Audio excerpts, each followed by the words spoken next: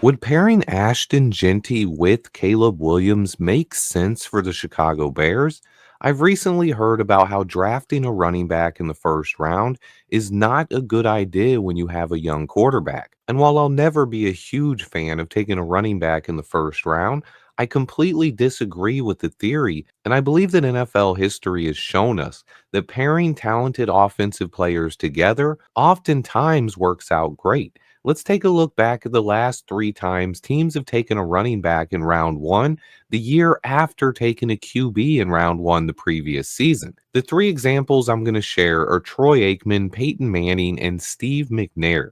After taking Troy Aikman in 1989, the Cowboys would draft Emmitt Smith in 1990, back to back first round picks. The Colts would do the same thing with Peyton Manning and Edgerrin James, and the Titans also did the same thing with Steve McNair and Eddie George. All of these teams would play in Super Bowls and have a ton of success. Other teams in the NFL are trying to emulate that nowadays. The Falcons took a quarterback last year, but the year before that they took Bijan Robinson, the year before that they took Drake London, and the year before that they took Kyle Pitts. Pairing offensive playmakers together is something that a lot of NFL teams are doing. The Bengals pairing of Joe Burrow and Jamar Chase has also worked extremely well. That's what the Bears tried to replicate last year with Caleb Williams and Romo Dunze.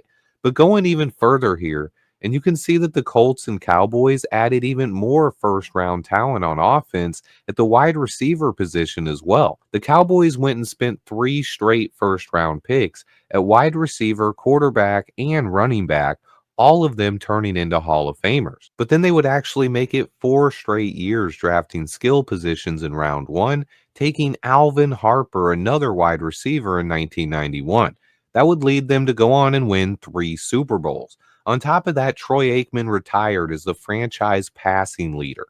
Emmitt Smith retired as the franchise rushing leader, and Michael Irvin retired as the franchise's all-time receiving leader. All three taken in 3 straight drafts. That's the kind of opportunity the Bears have to do here, pairing Caleb Williams, Romo Dunze, and Ashton Jeanty. What the Colts did around Peyton Manning was also very similar, although they would wait a few years to take Marvin Harrison and Reggie Wayne, which may have cost them a chance at getting more Super Bowls. They also spent 3 first round picks on running backs during the time Peyton was QB. Not only did they draft Marshall Faulk, but also Edgerrin James and Joseph Adai. But the Colts did the same thing the Cowboys did as well. They landed new franchise record holders at quarterback, running back, and receiver, as Peyton Manning, Edgerrin James, and Marvin Harrison all retired and still remain the record holders for yards at their position in Colts franchise history. The NFL has changed since these times, but it's honestly shifting more towards the offensive side of the ball. So the Chicago Bears hypothetically could do something very similar here. If we were to take Ashton Jeanty or even Omarion Hampton in round one this year, the Bears would be following the path that the Cowboys took with Troy Aikman and how the Colts built around Peyton Manning. Both of those teams were still able to build quality offensive lines despite spending premium draft picks on skill position players.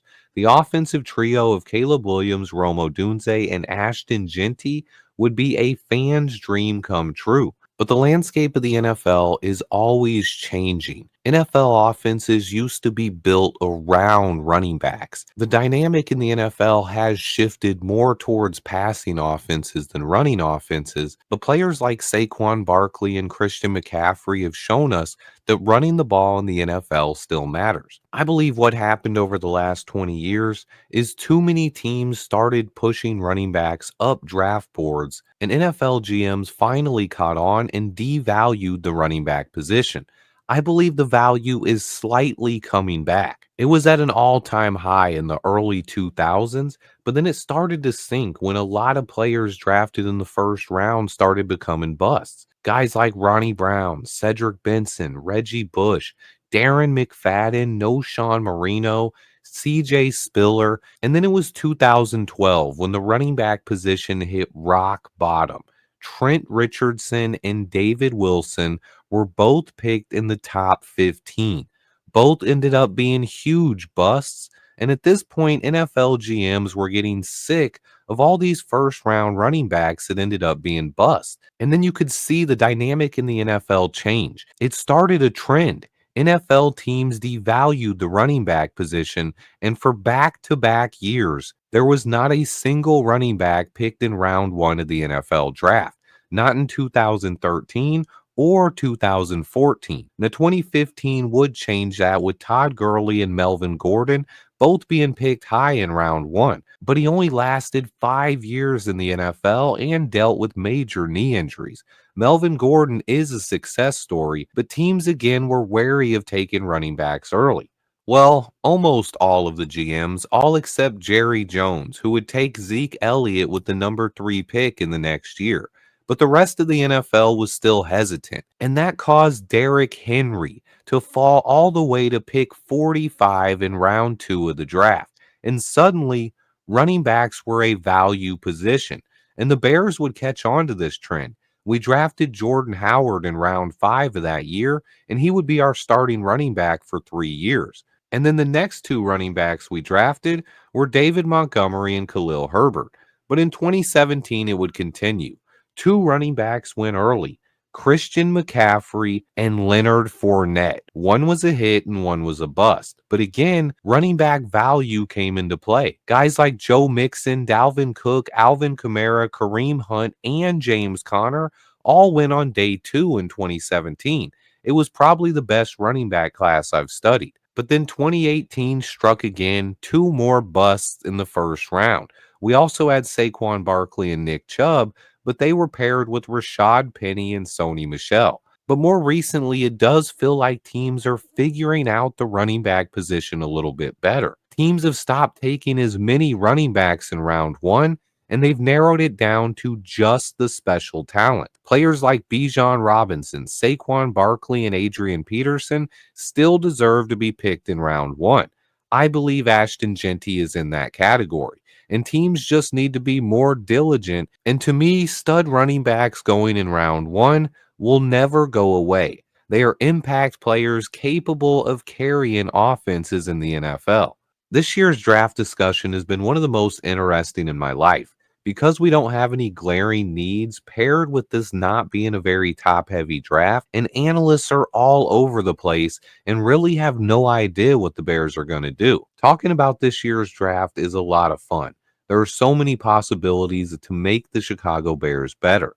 In less than a month until the NFL draft, and it's still hard to figure out what Ryan Poles' plan is. I've honestly talked too much about Ashton Jeanty to the Bears this offseason, but it still remains a hot topic. And Chicago is a town known for its running backs. From Walter Payton and Gale Sayers to Matt Forte and David Montgomery, we know what a good running back does for an offense. But that's where this discussion gets even more muddied, because we also remember Thomas Jones and Cedric Benson, both first-round running backs who busted with the team that drafted them, but went on to have more success with the second team they played for. Thomas Jones was drafted by the Cardinals, and his best seasons came in Chicago. Meanwhile, Cedric Benson was drafted here, but his best seasons would come with the Bengals. This is a topic that Bears fans are going to continue debating all the way up until the draft day. Sitting here today, less than a month away from the draft, and I still have no idea what Ryan Poles is going to do, but I did want to add some more context to this topic. So many people are talking about Ashton Jeanty to the Bears that I like to at least provide more context to the situation and bring up some talking points that nobody's talking about. Let me know what you guys think about this one. Please leave your comments on the video. Hit that like button for me. Stay tuned because I have a ton more content on the way. And until next time, bear down. The Bears.